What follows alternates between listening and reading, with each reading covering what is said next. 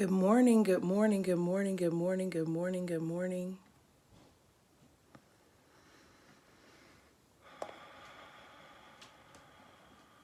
Good morning, good morning.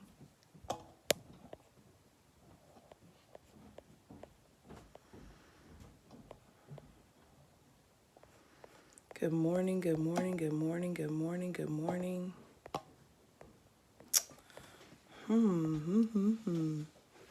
Morning, morning. Listen, you all, thank you. None of my assets are sharing. Let's see. Good morning, good morning, good morning, good morning, good morning. Good morning, good morning. Good morning, good morning. My internet is working. Good morning, good morning, good morning. Good morning, good morning, good morning. Good morning, good morning. Welcome. Come on in, come on in, come on in.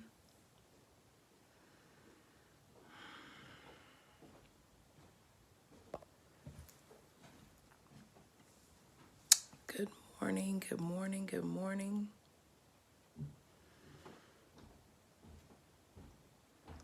Good morning, good morning, good morning. Welcome, welcome, welcome.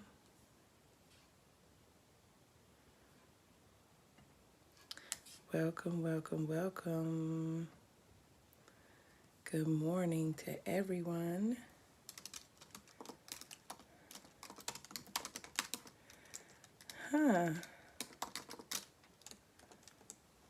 One second, friends. Let me make sure that Yep, I am live.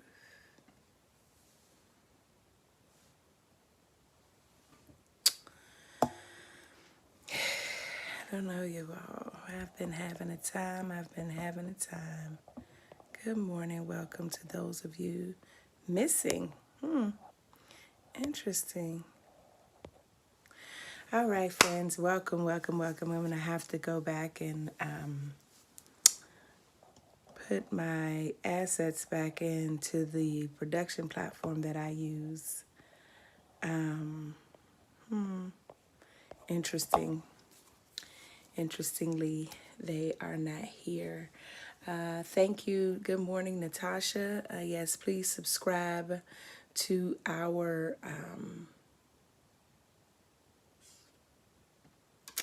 YouTube page. I am going to have to interact with you all on Facebook as I am unable, and I'm not sure what's happening. I did my test last night, but good morning anyway. Good morning, Irene, Carmen, Leah, Paula, Kanita, Natasha, Dana, Melissa, Chayla, Akila, Mia, Andrea, Jamie, LaWanda, Erica, Barbara, Quell, Glincy, and Sherry. Good morning to each and every one of you. Let me just jump into these comments here so that I can see you. And I can see this chat. Shay, good morning, good morning. Good morning, Candace and Carmen. Good morning, good morning, good morning, good morning. Go ahead and please click like and share. Good morning, Roz. Yeah, like interesting things are happening here. Good morning, though. In creating space, you remember last week when my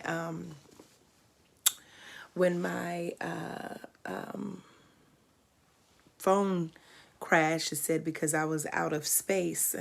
And so I offloaded this particular app and then I reloaded it. And when I reloaded it, there are a whole bunch of things that are missing that are usually on here that I usually just have to tap. And I'm finding symbolism in that as well. That symbolism being that when you offload things that you've been carrying so long, the order looks different, Ashe. You look different. You have to refamiliarize yourself with those things, that routine that used to, that way of being that had been routinized or so routine. And so that's what you are seeing, or me kind of it's me kind of wondering, like, what the heck is happening? What is this? Like, where's all my stuff? So I will attempt to find it later, but for now, I just receive the symbolic message, Ashe, and say say, let's go on. For those of you for whom this is your first time joining, welcome to Pink Robe Chronicles, this digital hush harbor space. I am a digital griot. I share, I retell the stories of African diaspora and culture, and spiritual presence, and engage us on this digital platform as we journey by way of truth telling, Ashe, self-determining that we are who we say we are. I believe and trust in Black women and the folk largely, and I invite you into this space where we have been centering the text, usually of Black women, and we acknowledge those texts as sacred texts. Right now, we are reading a text that is not by a Black woman, but is definitely blessing us all the same. I have been in a space of recovery for the last 2 years, as I imagine many of you have been. And in September of 2021, I made a shift, a move to start centering another, not a different, another, because sometimes we equate different as being wrong. So another type of sacred text, Ashe. And that sacred text for me needed to be something that was contextual, that was speaking to where I was, and I needed to be honest that I was not at that moment, in that moment, getting it from the sacred text known as the Bible. That is not a slight. It is not a put down. It is simply what it is. Ashe and amen. And so I started centering texts that were blessing me and believe that they would also be a blessing to you. And so we are on part 3 of the New York Times bestseller, My Grandmother's Hands, Racialized Trauma and the Pathway to Mending Our Hearts and Bodies by Resma Menakem. Now, I am also in doing this body work and doing the work of remembering. I know Dr. Jamie Eady does that work as well, of remembering myself, putting the pieces of me back together, Ashe. Also reading You Can Heal Your Life by a white woman, Louise Hay, that someone introduced me to, along with The Body Keeps the Score by Bessel van der Kolk. And so as I am engaging in reading these texts, good morning everyone who is joining. As I am engaging in reading these texts, I am also doing the work. Yesterday I went out and got my walk in and sort of got my body moving, really moving, attempting to move around this energy. And so on last week,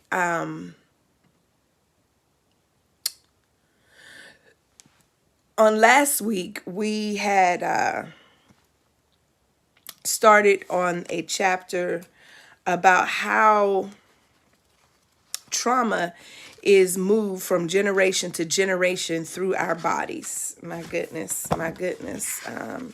And I have really been sitting with that. That was chapter 3, body to body, generation to generation. We stopped around page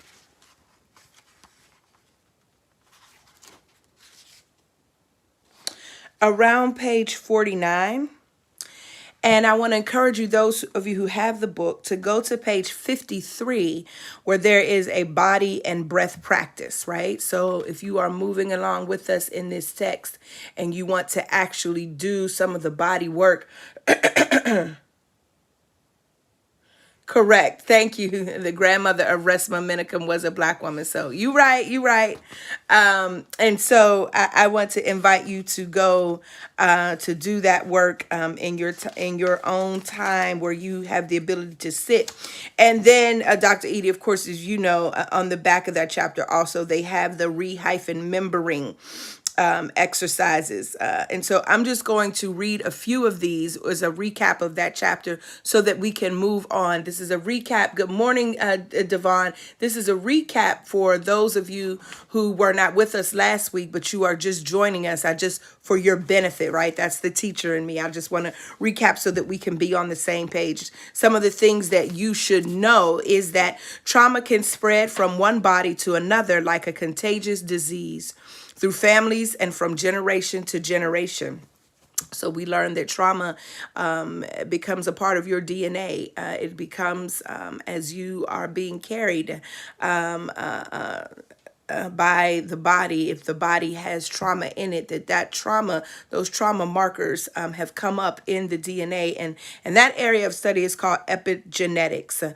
When someone with unhealed trauma chooses dirty pain over clean pain, he or she may try to push his or her trauma through another human being by using violence, rage, coercion, betrayal, and emotional abuse.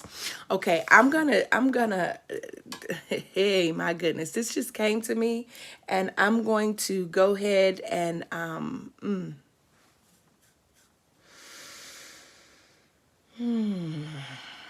so even though this text is about racialized trauma,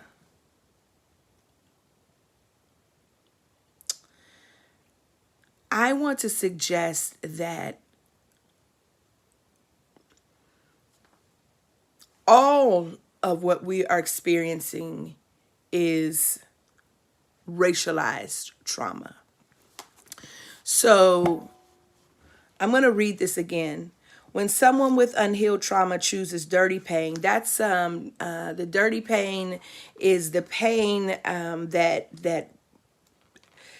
we choose from our lower selves. It is a pain that does not out of our lowest vibration that inflicts harm. The clean pain is the pain that we engage even when for the sake of our growth. So when you have to have a hard conversation with someone, a conversation of reckoning or even reconciling, Ashe, that would be considered clean pain. So when someone with unhealed trauma chooses dirty pain over clean pain, he or she may try to push his or her trauma through another human being by using violence, rage, coercion, betrayal, and emotional abuse. This only increases the dirty pain, and while often creating trauma in the other person as well. What came to me is things like custody battles.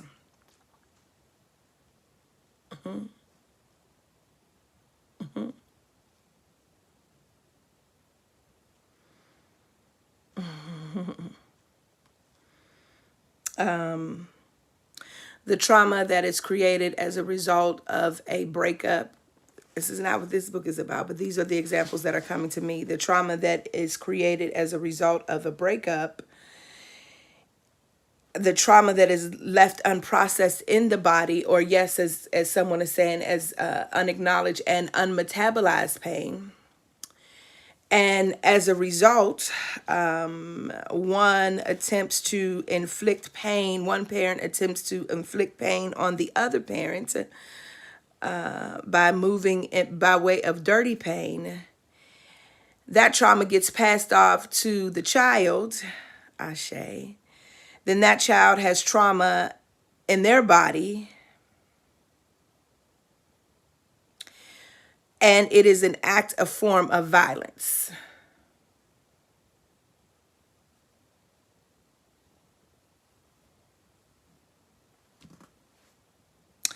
When one settled body, though, encounters another, when one settled nervous system, when one who is walking in peace encounters another, there can be a deeper settling of bodies, of both bodies. But when one unsettled body encounters another, the unsettledness tends to compound in both bodies.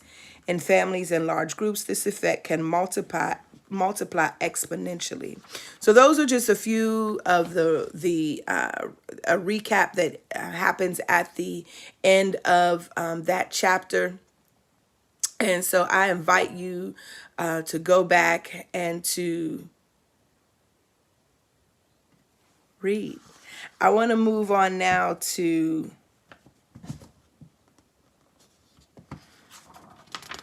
I'm going to jump to the healing section. We've spent a lot of time breaking down. So now I want to dismembering. We've spent a lot of time in being dismembered. I want to now move to the action of remembering ourselves, which is in part 2, remembering ourselves. So I'm going to chapter 10.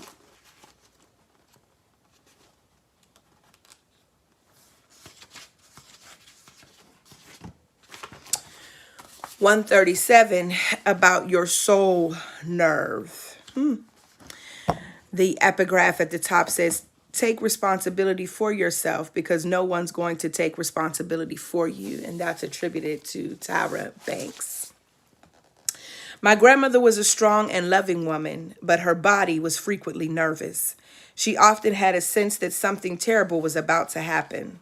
It was an ancient inherited sensation that rarely left her, a traumatic retention. I have not, this is the first time that I'm reading this with you. And I literally, if Derek was sitting here right now, which is why I was late. I am literally late because I was just praying, attempting to pray this feeling, this fear, this nervous anxiety away about all that is going to be happening for us this weekend and just all around the country, around Juneteenth, around Pride, and all of these celebrations and all that we've experienced in the last months. And today just reading something with about a van being pulled over with some men who were all dressed alike as they were headed to protest a Pride celebration. And I was telling Derek, I was in the shower and I just was, praying to the ancient mothers, praying to our ancestors, praying to God and calling for protection and covering, and not just success, but protection and covering. I mean, literally calling from the celestial, spiritual realm into the natural, like seeing what I wanted to be imaged out front as by way of protection. And as I just read this sentence, I recognize it is the trauma. It is a trauma retention, right? Not just my own trauma, because you'll remember that in some earlier chapters, how Mencken talks about how many of us have trauma and we can't even identify the exact event, right? Where it comes from. And so while I can pinpoint some of those events in the last weeks, right? From Buffalo to Uvalde to Philadelphia and others. But then there are other parts of trauma. I mean, let's just get into it. That I don't know where I picked it up. I just know that it is present in my body as one who identifies as a Black woman. I was watching the documentary about the Janes. If those of you who have HBO, I really encourage you to watch it, about a group of women who identified themselves as the Janes to help women in Chicago between 1968 and 1972, I believe, get abortions even though they were illegal. And watching that, I could feel the trauma and the trauma retention rise up in my own body, even thinking about my own experience, right, with abortion. And so I'm just reading this first sentence and I'm like, oh my goodness, my goodness, my goodness. This is, So the trauma retention, Ashe, the trauma retention. So she often had a sense that something terrible was about to happen. It was an ancient inherited sensation that rarely left her. An ancient inherited sensation, meaning carried through the body of her carrier, right?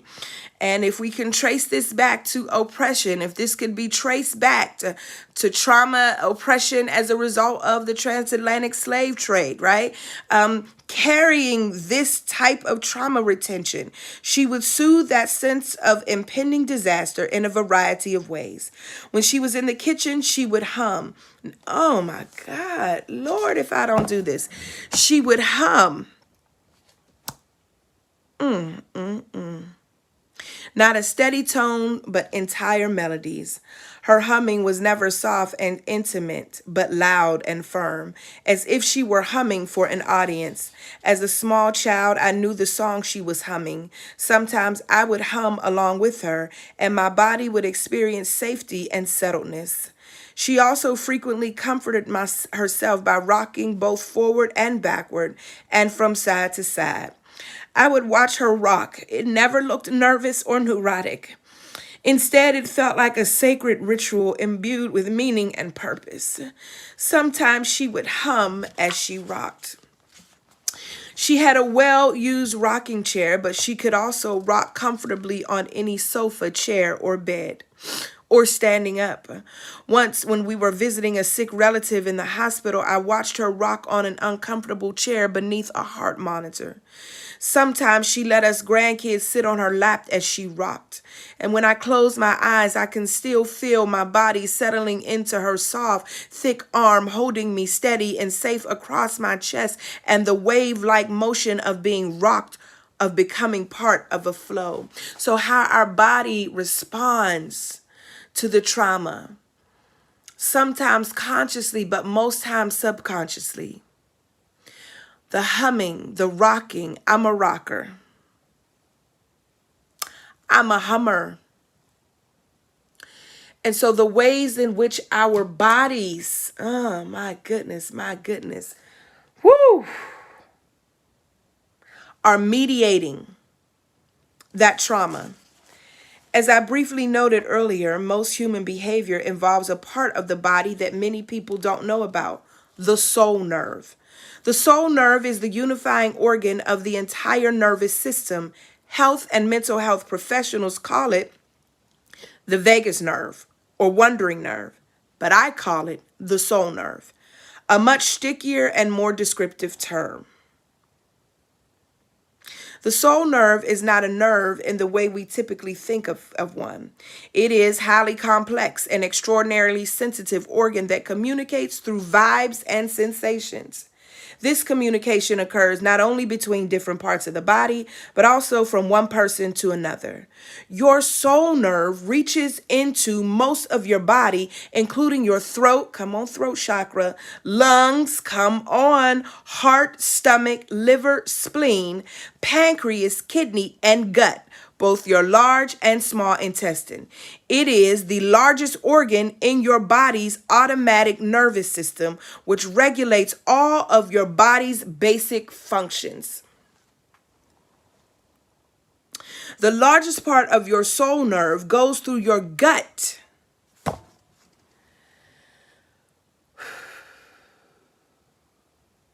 God, y'all. Where is my water? Have y'all clicked like and shared this? I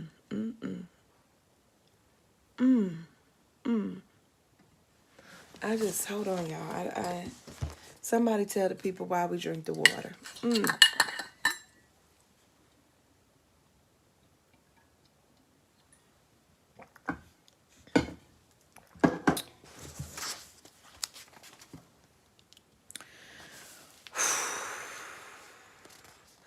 The largest part of your soul nerve goes through your gut, which has about 100 million neurons, more than your spinal cord. This is why we sense so many things in our belly.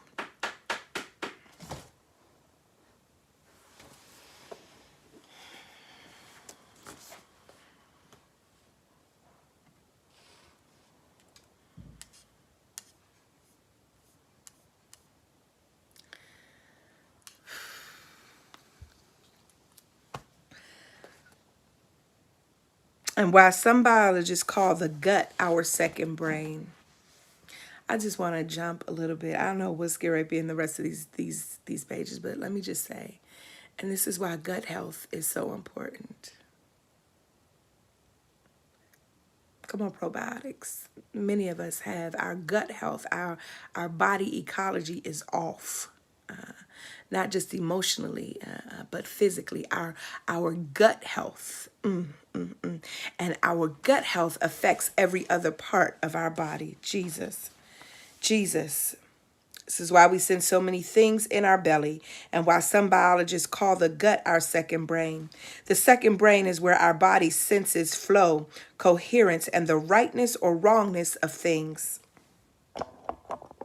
One of the organs your soul nerve does not connect to, however, is your thinking brain. It connects directly to your brain stem, your lizard brain. We are only now beginning to understand how the soul nerve works. The organ itself was not identified until 1921, and much of what we know today was discovered only in the past 2 decades. There are a great many things about it we still don't understand. We do know that the soul nerve is where we experience a felt sense of love, compassion, fear, grief, dread, sadness, loneliness, hope, empathy, anxiety, caring, disgust, despair, and many other things that make us human. When your body has an emotional response, such as when your stomach clenches, your voice catches, your pulse races, your shoulders tighten, your breathing quickens, your body braces for impact, or you have a sense that danger is lurking, that's your soul's nerve at work.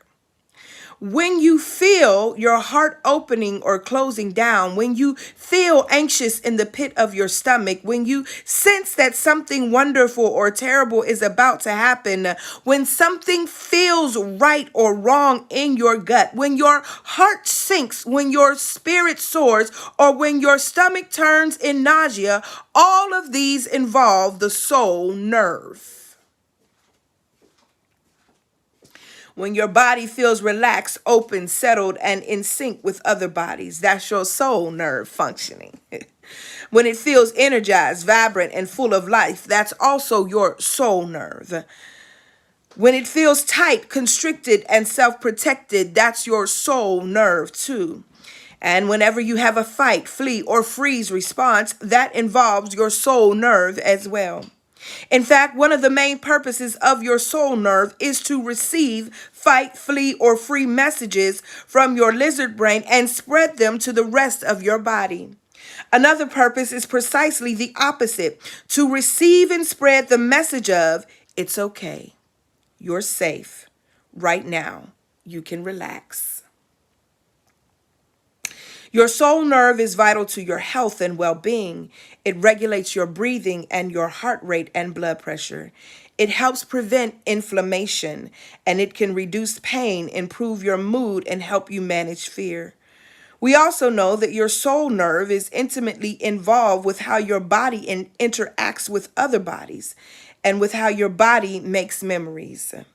Without your soul nerve, you literally would not be human. But your soul nerve, like your lizard brain, has zero capacity to think.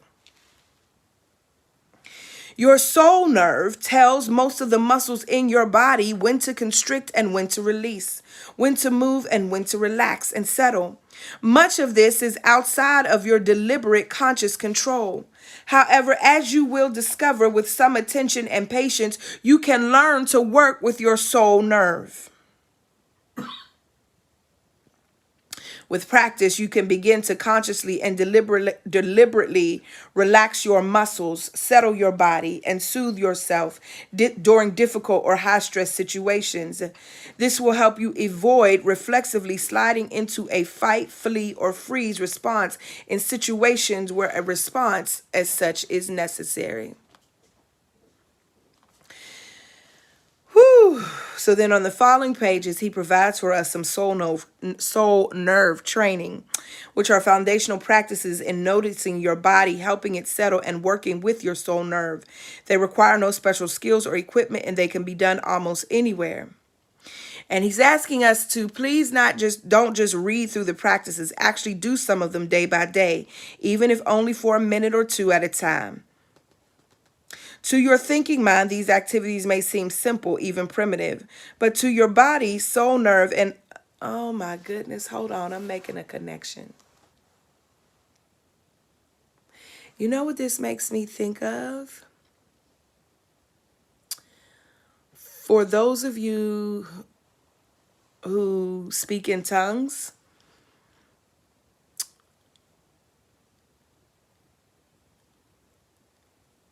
that for me has to be a part of the soul nerve, because for me, speaking in tongues is not connected to your thinking brain.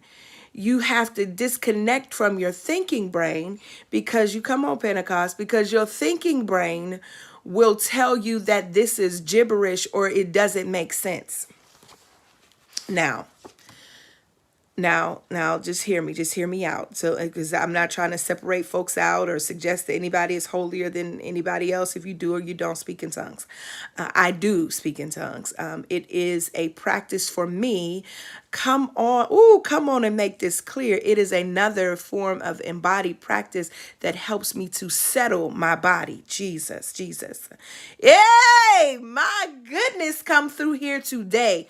That helps me settle my body. I did not always think of it like this. Not only is it a way for me to engage in praxis, spiritual praxis, when I do not have the words, the words connected to my thinking brain, when I don't have the ability to rationalize, to rationally pray a prayer, when something is so traumatic that I don't know what to say or how to say.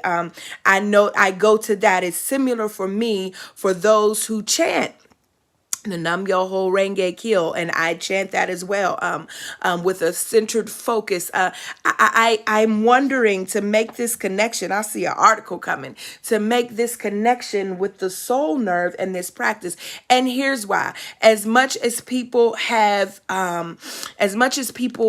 issue with, and I get it, the whole, people teaching you to speak in tongues. So listen, I grew up Baptist, traditional Baptist, like not full gospel. But I grew up Baptist, National Baptist and American Baptist. So I did not grow up seeing people speak in tongues. I did not encounter that in a really deep sense until I went to graduate school at Howard, until I started attending a large Pentecostal church there in DC. And I write about this. I don't know what part of the book is coming in, but I have a whole beautiful memory of the first time I experienced what is identified in there as a house prophet, and how the house prophet stood and wrapped her feet, who was a woman, by the way, wrapped her feet on the stage 3 times and began to speak in these what I didn't know were tongues. And I talk about, yes, then the sensation in my body and how I was just captivated. And so how everyone around me was speaking in tongues, and they were calling for people. They said, pray in your prayer language. So I just started praying the Lord's Prayer in English, because I didn't have that language, right? I didn't even know how to do that. So I went on one of the retreats. I think it was one of the women's retreats, and it was a session around spiritual gifts. And they were like, it was either at the end or the beginning, but it was, if you desire to have the gift of speaking in tongues. Now, theologically, right? Some folks might have issues. I'm just recalling my story. Theologically, if you have this desire and you want to speak in tongues, we're going to tarry. I don't know how many how many churches tarry anymore, right? But we're going to tarry. And so folks around me, around other people who wanted to receive the gift of speaking in tongues, folks, oh, yeah.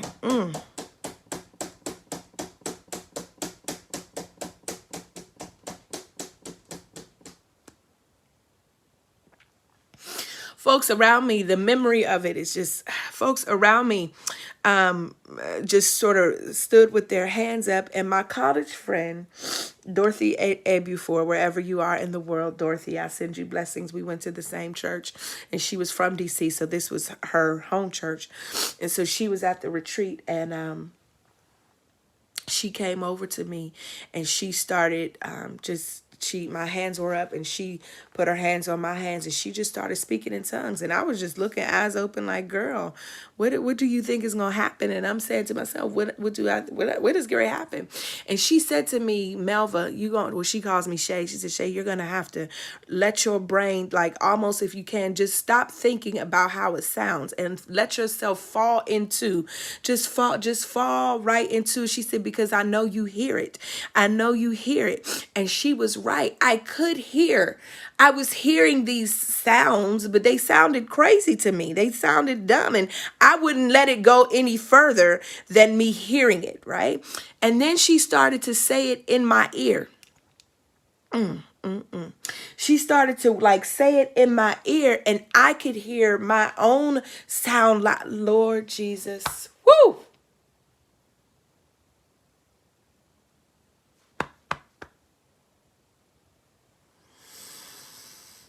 Oh, I remember this day, and I could hear it.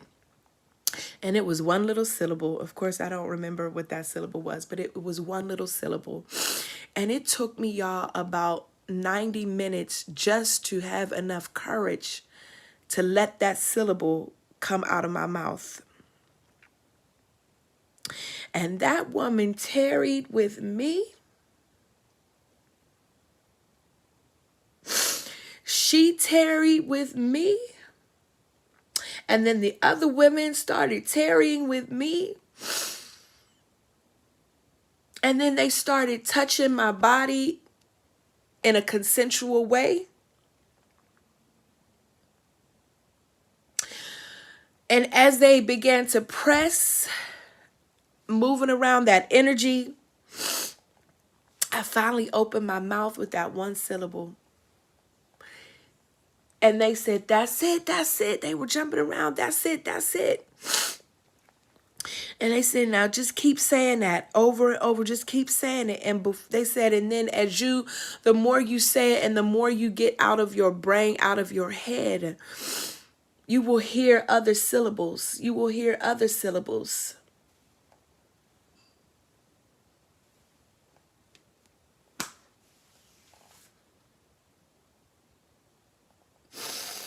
Thank you for this memory. Thank you for this memory. Because the trauma and the church hurt, and even when we become theologically liberated and or expansive,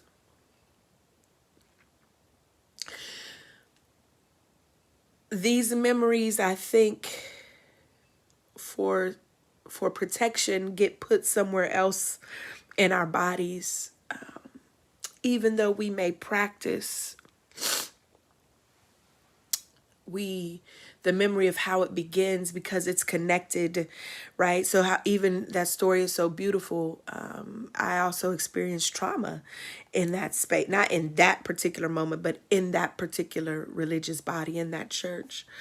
But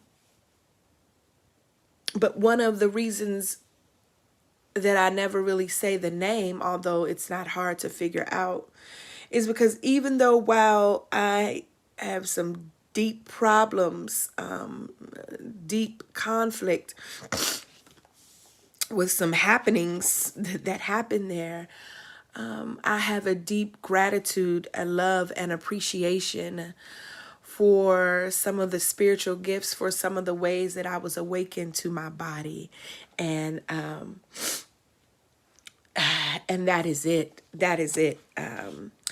Ashe. So the way this soul nerve for me is that speaking in tongues. And for those of you who speak, when you fully, when I first started my doctoral program, I wanted to do a study, and somebody told me there's no way you can do that, and it's been coming back to me lately.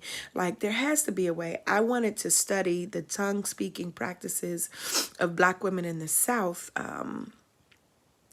and to somehow see if we could trace them to a particular African tribal dialect, right? Don't know how, but it just was something, because there have been there, and I don't know if Lavon's, I don't think Lavon is on here, but she can attest to, there are moments, right? There are moments. I know I'm just following the spirit. There are moments when I fully, I'm gonna say, have a settled nervous system, a settled body, and hand myself fully over to the spirit. And I'm fully engulfed, not with who's around me, but there are moments when I feel that I've been taken over by an ancestor from the continent, and that I am truly speaking in a dialect that I have not physically known on this plane. Once, and Lavon speaks about this publicly, and then I think she just wrote it in a post. We attended the same church when we were in Atlanta, and this presence, this power, this speaking came to me, and I was having a full conversation. Like, and for me, it's not that I can't remember. I remember what happened. I remember how it sounds. I'm fully present in the moment. I'm just allowing myself not to get caught up in, that's not what you're doing, you should stop that, that's crazy. But her grandmother came through to me, and I shared something with her, not in a big, let me prophesy to you, let me say this to you. It wasn't that. It was, she came straight through me, and I shared something with Lavon that only she could relate to, that only she could get, and she knew it was her grandmother. And I shared this in tongues, and she got it. Tisa, exactly. Tisa, exactly. Exactly, y'all. I mean, this is all about healing and the body work. Oh my God, Tisa. Permission to share just a little bit. Yes, Eileen. Listen, sisters, come on and testify. Oh my God, y'all. Yes. Oh, yes, simply Angelica. I'd love to connect. Listen. Okay, first, Eileen, listen. We had just finished watching the film Sankofa. It's a hard watch. It's a necessary watch, but it's a hard watch. We were at Candler School of Theology, Emory University, predominantly white School of Divinity. And we were in some Black Church Studies course taught by none other than Reverend Dr. Alton B. Pollard III. And we had all finished we had an intense conversation after the film. And there were white folk and there were Black folk, and it became extremely intense. And when we left, we all just kind of left. The Black folks was like, we got to get up out of here. And we left out, and we were all walking to our cars to the P-Vine parking lot.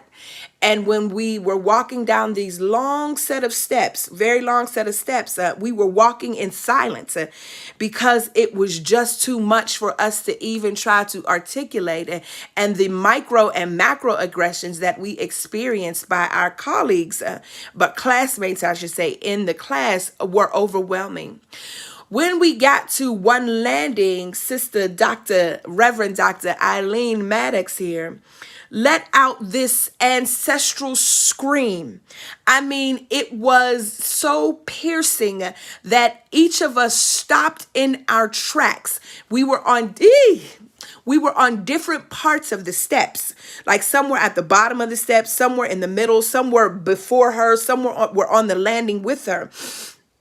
But we each just stopped as she just continued to scream and scream and scream and scream until Spirit released her. It was her releasing from her gut. My God, releasing from her gut. And we all just stood there afterwards as if we understood what had been communicated in that scream. The soul nerve. The soul nerve. My God. Similarly, in Jamaica, for our Love Under New Management retreat that Pink Robe Chronicles hosted in 2020 in March, Sister Tisa and I and others were doing some body work, moving things around, remembering Dr. Jamie. And it came up on Tisa and another sister.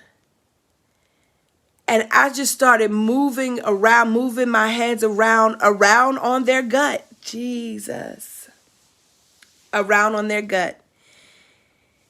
And Tisa and another sister, listen, started having a conversation that initially sounded like, Pentecostal, non-denominational tongues, speaking in tongues. But it sounded like they were speaking Tree of the Akan people of Ghana. They were laughing and talking with each other for about 30 minutes in this other language that to me sounded like Tree. And they were y'all, Reverend Kendra, y'all. So I just wanted to pause there. Thank you for indulging me, for letting me make that connection. And for those of you who have trauma around that practice, I want to encourage you to get with people like Dr. Jamie Chisholm, Dr. Jamie Edie Chisholm, in one of her remembering circles, because I want to encourage you to walk back to that place that you might use that practice as a way to settle yourself, not just your spirit, but your nervous system. Ashe. Woo! My God. Bresma says these practices will be powerfully soothing and grounding, and eventually they become second nature, feeling to your body much like comfortable clothing. Most of these practices are ancient. Some are thousands of years old. While our ancestors were largely unaware of the biomechanics of the soul nerve, they understood their own bodies. They learned and taught their families and neighbors what worked to help their bodies settle. They often did many of these practices together, and these communal practices helped to heal not just individual bodies, but families and other groups as well. You'll recognize some of these practices as things I've described my grandmother doing, as things many small children do intuitively, as things parents often do with their babies, as things enslaved people did as they worked together on plantations, and as practices from many religions. Almost all of them have also been proven to work in controlled lab experiments. Your body, of course, does not give a damn whether a practice is ancient or modern, secular or religious, proven or unproven. It just wants to experience safety and security. At first, it's best if you practice the activities in a quiet, comfortable spot where you can be alone. As your body becomes more familiar with them, try to practice them in times of stress or difficulty as well. Eventually, those will be the times when you will most engage in these practices. You will use them to help settle your body, stay present, and remain connected with other people, even in the midst of pain or confusion. If any of these activities triggers extreme panic or a fight, flight, or freeze response in your body, stop doing it. Before doing that activity again, I encourage you to find a safe, knowledgeable person to guide you through it, preferably a well-trained somatic therapist who works with trauma. Reverend Kendra Frazier is on here, who is a licensed therapist. She says, I use a lot of Resma's work for my 6-week series called Belonging, a trauma-informed discovery series. Friend, please drop the link where folks can find out more about this. You just finished your series with Wake Forest Divinity School. Absolutely, absolutely. Please drop the link where we can find. Thank you, Natasha has already dropped it. Also, Dr. Jamie dropped the link where people can find out more about re-membering circles. So friends, listen, this work is being done. There are trained folk here who are able to help you do this work. I want you to get this work and do this work, that we can all begin to be settled in our bodies. I'm going to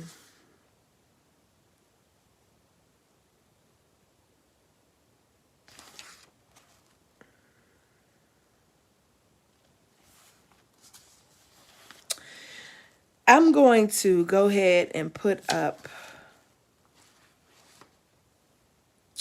our link so that we can maybe engage in a few of these.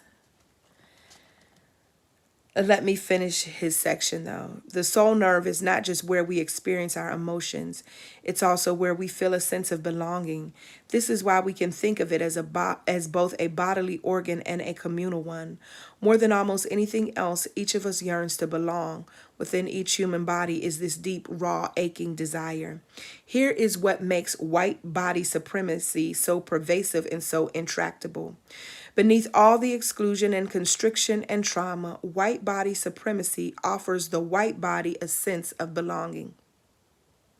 It provides a false sense of brotherhood and sisterhood, of being a part of something intrinsically valuable. A variety of organizations, from the Ku Klux Klan to the NRA, have capitalized on this, offering quasi-community, a manufactured history, respected elders, cohesive symbolism, rules of admonishment, an internally coherent, though toxic, worldview, and so on. White body supremacy partly soothes white bodies in this way, but white body supremacy also reflexively triggers the historical trauma embedded in these bodies. African American bodies, or African diasporan bodies, but because he's talking about racialized trauma in America, African American bodies also feel a sense of belonging, of course. Ours, however, has its roots in necessity and an actual shared history. American police have their own sense of belonging too, sometimes called the Blue Brotherhood. But there are many other ways to belong, and many other people and groups we can belong to. We can belong as a family, as friends, as intimate partners, as neighbors, as country people, and as fellow human beings. We will not end white body supremacy or any form of human evil by trying to tear it to pieces. Instead, we can offer people better ways to belong and better things to belong to. Instead of belonging to a race, we can belong to a culture. Each of us can build our own capacity for genuine belonging. So some takeaways from this chapter. That the soul nerve is the unifying organ of your entire nervous system, reaching into your throat, lungs, heart, stomach, liver, spleen, pancreas, kidney, and gut. Your soul nerve is where you experience a felt sense of love, compassion, grief, fear, dread, sadness, loneliness, hope, empathy, anxiety, caring, disgust, despair, and many other things that make us human. One of the main purposes of your soul nerve is to receive fight, flee, or freeze messages from your lizard brain and spread them to the rest of your body. Another purpose is to receive and spread the opposite message of, it's okay, you are safe right now, and you can relax. Your soul nerve is intimately involved with how your body interacts with other bodies. Your soul nerve tells most of the muscles in your body when to constrict, when to release, when to move, and when to relax and settle. With some attention and patience, you can learn to work with your soul nerve, consciously and deliberately, relaxing your muscles, settling your body, and soothing yourself during difficult or high-stress situations. Over time, with further practice, you can also learn to use your soul nerve to activate and mobilize your body on demand. Your soul nerve is also where you feel a sense of belonging. More than almost anything else, each of us yearns to belong. Beneath all the exclusion, constriction, and trauma, white body supremacy offers the white body a sense of belonging, a false sense of brotherhood and sisterhood. We will not end white body supremacy or any form of human evil by trying to tear it to pieces. Instead, we can offer people better ways to belong and better things to belong to. Each of us can also build our own capacity for genuine belonging. Ashe and amen. Woo! Wherever you are, I want to encourage you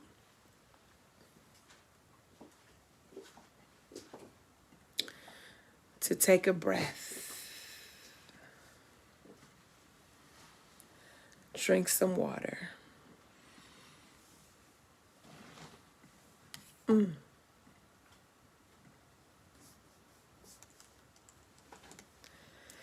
I have placed, Ashe D, I have placed the Zoom, the clearing link in the chat.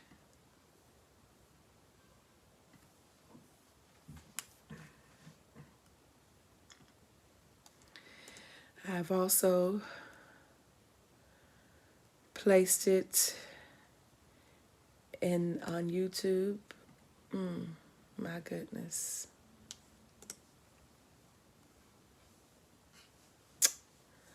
My.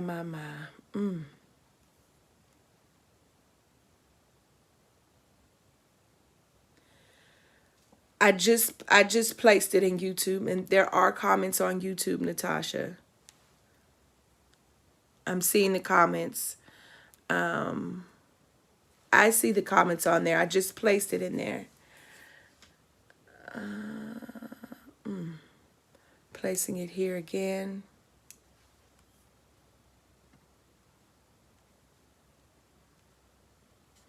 Oh, I see what you're saying. Yeah. Yeah, but I just actually placed it, so hopefully they will receive it. So, my goodness. For those of you who are preparing to go over, let me say, I feel just the relief in my body.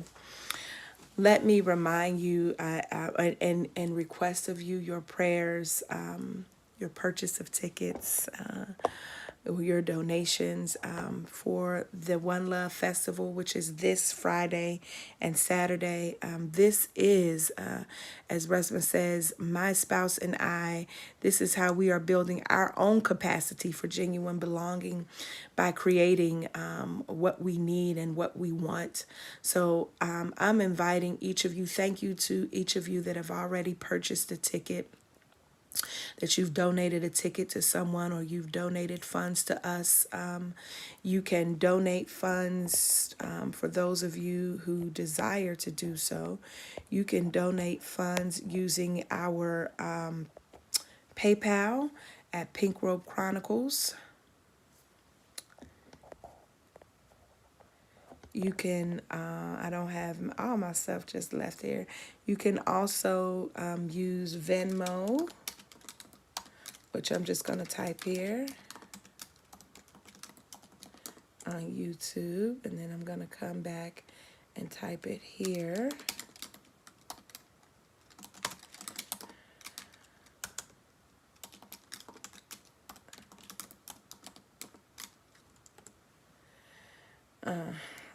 Let's see. You can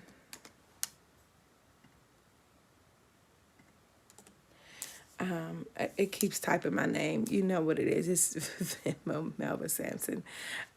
You can go to our website, the number one. There's so much happening. Just let me.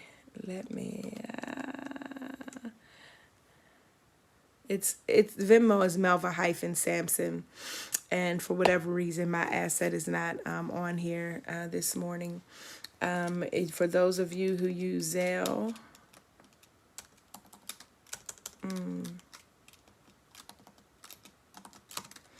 You can use my email, which is drmelvasampson@gmail.com.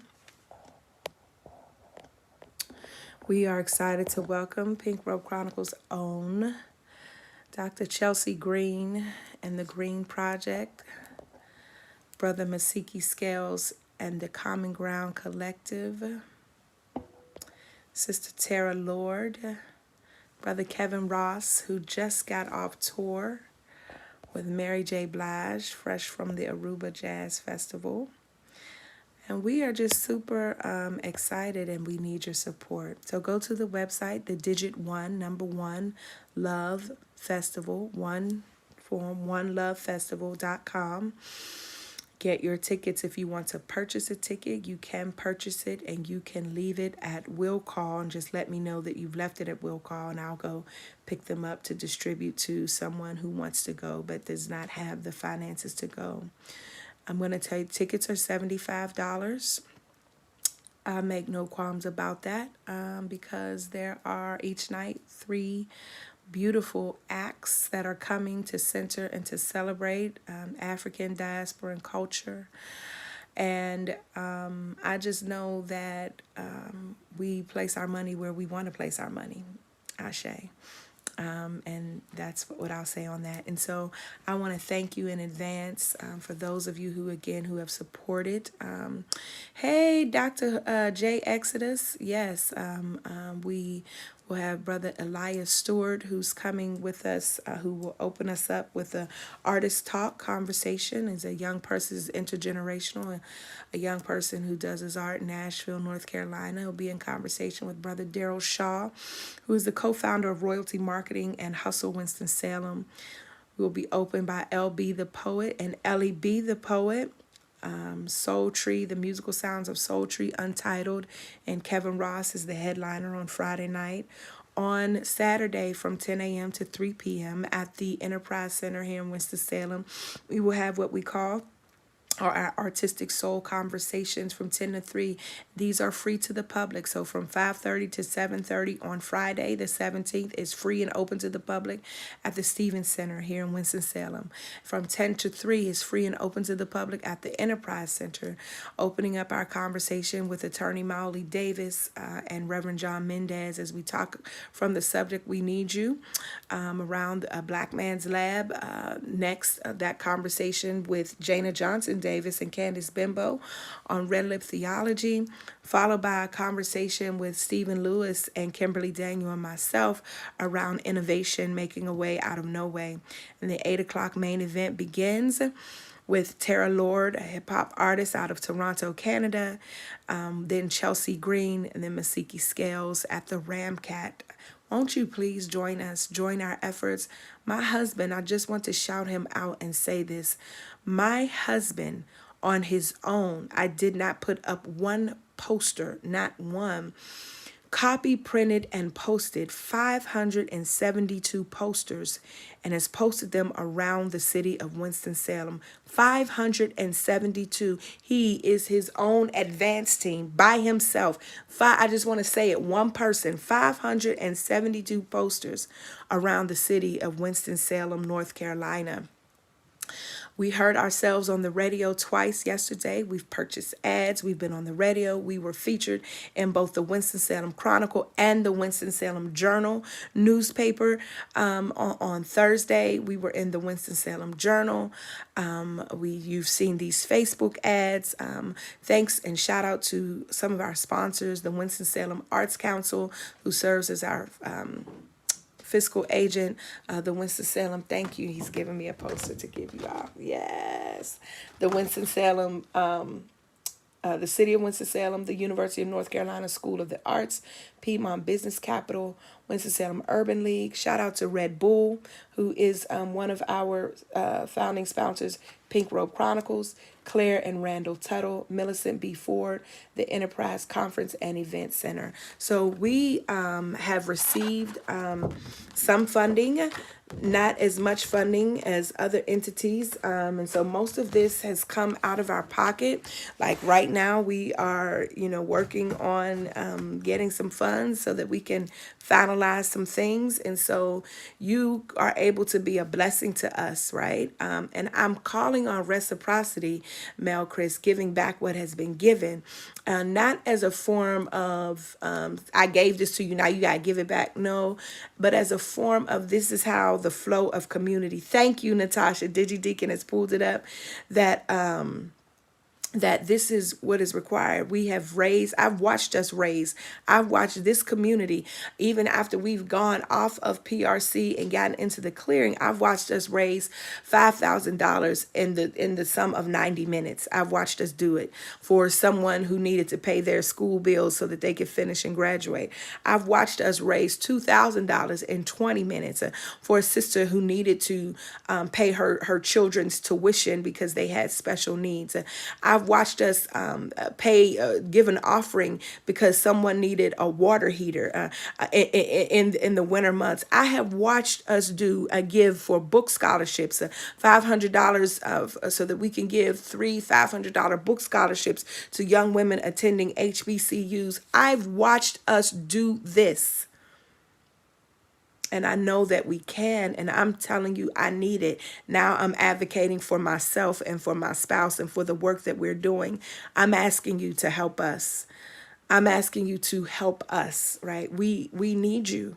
We really need you. Ashe, thank you. Thank you for that just came through PayPal. I see you, and I thank you because you've already given, and you've just given again. So thank you.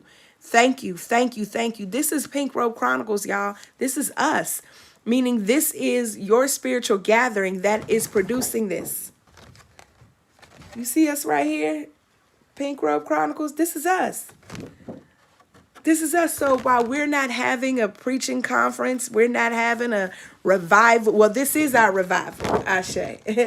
This is the kind of revival we do. Ashe. This is the kind of revival we do. Yes, Irene. Thank you. Ashe. I forgot all about that. Thank you. Thank you. And this is not to guilt folks. I don't do that because that's a trauma trigger for me. I don't do that. I do not do that. I don't even operate like that. Listen, it was hard for me to even begin taking money from y'all at first. I simply said, because I want to let you know, especially for those of you all who are not, who are new here, that we have given so much without being a 501c3, without having to go through a board, without having to do anything. I need y'all. That's what I can say is I need y'all.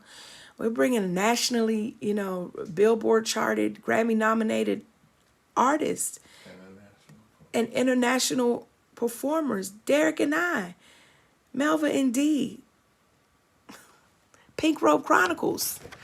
Your church, your spiritual gathering is doing this. This is us. You understand what I'm saying? You feel me? This is us. We're encouraging us to shift the narrative, to change what we believe or see as spirit work. The church is not inside the building, and preaching is not solely on these pulpits. And it is not about who can hoop the loudest and who can draw you the greatest illustration, but it is about how we proclaim our humanity, center our culture, and honor the presence and the power of our ancestors. It is about acknowledging that there is no separation between the sacred and the secular. And wherever we are, God's spirit, power, presence is already in our midst. If we really want to shake up like we say we want, if we really want to shake up, we are going to have to stretch. And listen, we're saying this revival is not just in Winston-Salem. This revival is in Houston, Texas, September 9th and 10th. It's in Miami, Florida, December 2nd and 3rd. Ashe to that Venmo that just came in. I appreciate you too, because you've already given, and I appreciate you all. Thank you so much. I'm simply making an appeal. I'm simply just making an appeal. An appeal. I'll tell you more over in the clearing, but I'm making this appeal public now. We need you. We need you. This is our offering. This is what we're putting out in the world. This is how we are building our own capacity for genuine belonging. This is what we are doing as a response to these trauma retentions. This is how we are settling our nervous system. This is what we're doing. This is no disrespect to any of the marvelous things that have been going on, that are going on, all of the conferences that some of you attend, the Hampton and the whatever else happens, the whatever, and no diss to that. I'm just saying I don't do that. That Pink Robe Chronicles, that there's another kind of vision for us, right? Another way that we engage. Thank you. Oh my God, y'all. Y'all, it's the people who have already given that are giving again. And I just,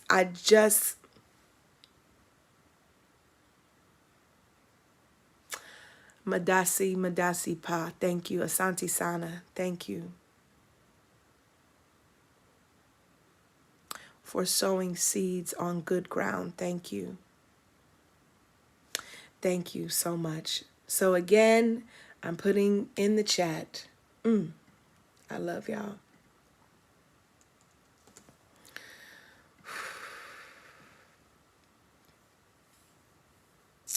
Oh, hold on. I accidentally closed my PRC YouTube. Hold on. I just want to make sure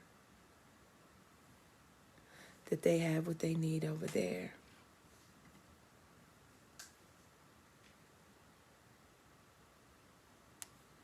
Oh, that's not it. Hold on, friends.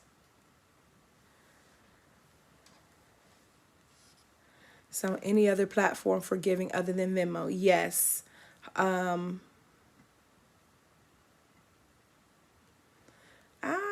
Yes. Just 1 second. I will give it to you. You can do PayPal.me.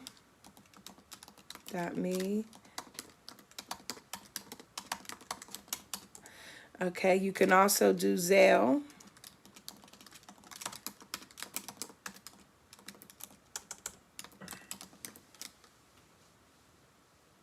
Ashe at